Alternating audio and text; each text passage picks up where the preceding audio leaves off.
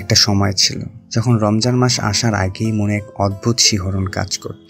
মনে হতো এই তো আর কয়েকটা দিন, এরপরেই সে বরকতময় দিনগুলো আসবে। সেহরিতে উঠবো, রোজা রাখবো, ইফতারের সময় পরিবারের সবাই একসঙ্গে বসবো, তারাবির নামাজে মসজিদের সারিতে দাঁড়িয়ে যাব। সে ভাবনায় যেন এক অন্যরকম আনন্দ দিত।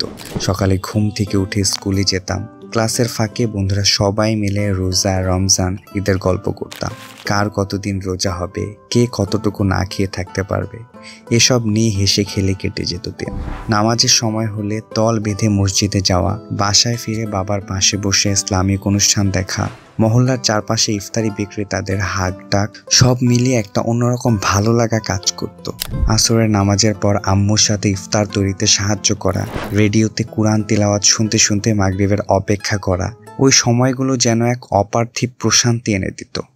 তখন সময়ের এত দাম বুঝতাম না, কিন্তু এখন মনে হয় সেই সময়টাই ছিল জীবনের সবচেয়ে দামি সম্পদ। আর ঈদের দিন কি যে আনন্দ লাগতো! নতুন জামা পরে আত্মীয় স্বজনদের বাসায় যাওয়া, বড়দের সালাম করা, সালামের টাকা জমিয়ে রাখার উত্তেজনা, সব কিছুতেই ছিল এক অন্যরকম উচ্ছ্বাস।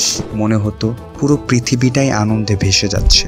কিন্তু এখন রমজান শুরু হওয়ার আগের সেই শিহরণ তো দূরের কথা, কখন যে মাস শুরু হয় আর কখন যে শেষ হয় তা বুঝতেই পারি না। জীবনের হিসাব নিকাশে এতটাই ব্যস্ত হয়ে গেছি যে সেই আনন্দগুলো আর টেরই পাই না। ইফতারের টেবিলে এখনো খাবার থাকে, কিন্তু সেই উচ্ছ্বাসটা কোথায় যেন হারিয়ে গেছে।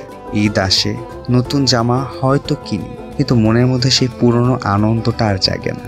সময়ের সঙ্গে বড় হয়ে গেছি, কিন্তু বুঝতে পারিনি বড় হওয়ার সাথে সাথে কত কিছু ফিকে হয়ে গেছে।